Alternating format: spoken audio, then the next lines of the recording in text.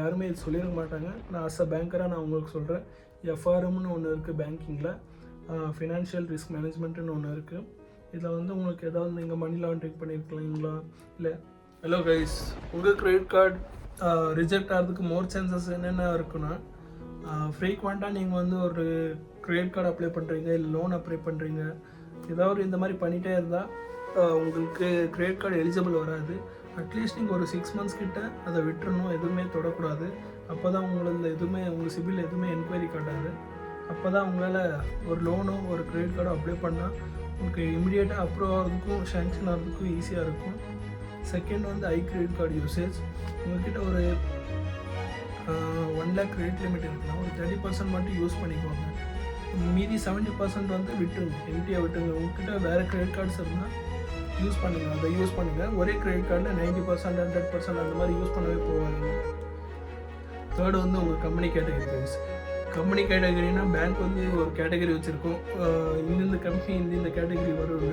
அந்த கேட்டகரிக்குள்ளே இல்லைனாலும் அந்த கார்டு வந்து அந்த கார்டு அப்ளிகேஷன் வந்து ரிஜெக்ட் பண்ணிடுவாங்க. இது வந்து உங்களுக்கு யாருமே சொல்ல மாட்டேன், நான் உங்களுக்கு சொல்கிறேன் கைஸ். அடுத்து வந்து அன்ஸ்டேபிள் சேலரி. அன்ஸ்டேபிள் சேலரினா ஒன்றும் இல்லை கைஸ்.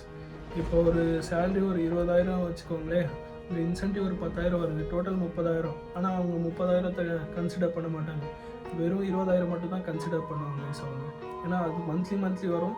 இந்த 10,000 வந்து வேரி ஆகும். லைக் அடுத்த மாதம் 15,000 வரலாம், 20,000 வரலாம், 25,000 வரும்.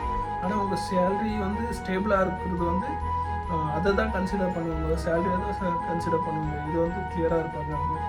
அடுத்து எஃப்ஆர்எம் பேசி. இது வந்து உங்களுக்கு எந்த பேங்க்காக சொல்லிட மாட்டாங்க, நான் உங்களுக்கு சொல்கிறேன் அஸ் அ பேங்க்காக. எஃப்ஆர்எம்னா ஒன்றும் இல்லை கைஸ், ஃபினான்ஷியல் ரிஸ்க் மேனேஜ்மெண்ட் தான். இது வந்து நீங்கள் ஏதாவது மணி லாண்ட்ரிங்கில் இருக்கீங்களா, இன்வால்வ் ஆகிருக்கீங்களா, இல்லைன்னா உங்கள் பழைய ப்ரொஃபைல் ஏதாவது இஷ்யூ இருக்கா, அதெல்லாம் உங்களுக்கு அது ஒரு வெப்சைட் இருக்குது, டார்க் வெப்சைட். ஆமாம், பேங்கிங்கில் ஒரு வெப்சைட் இருக்குது. அந்த வெப்சைட்டில் உங்கள் பேன் நம்பர் போட்ட உடனே உங்கள் டீட்டெயில்ஸ் எல்லாம் வந்துடும். இதனால மோஸ்ட்லி நான் கார்ட்ஸ் அப்ளை பண்ணியிருக்காங்க என்கிட்ட கஸ்டமர்ஸ். அவங்க வந்து மோஸ்ட்லி இதனால தான் ரிஜெக்ட் ஆகிருக்காங்க. அவங்க வந்து ஏதோ ஃபினான்ஷியல் ரிஸ்கில் இருப்பாங்க, லைக் மணி லாண்ட்ரிங்கில் இன்வால்வ் ஆகிருப்பாங்க. இது வந்து எப்படி கண்டுபிடிப்பாங்கன்னா, அவங்க பேன் நம்பர் போட்ட உடனே அவங்க இதுக்கு மேட்சான பேரெல்லாம் வருவாங்க. இட்ஸ் லைக் சஞ்சய்னு எடுத்துக்கோங்களேன். சஞ்சய்னா சஞ்சய் குமார் இருப்பாங்க, சஞ்சய் இருப்பாங்க, இதெல்லாம் வரும். இதில் வந்து ஃபில்டர் பண்ணுவாங்க. இதில் உங்கள் பேன் நம்பரை வச்சு அடுத்து இவங்க இன்வால்வ் ஆகிருக்காங்களா, இதே கஸ்டமர் இதில் இன்வால்வ் ஆகிருக்காங்கன்னு செக் பண்ணுவாங்க.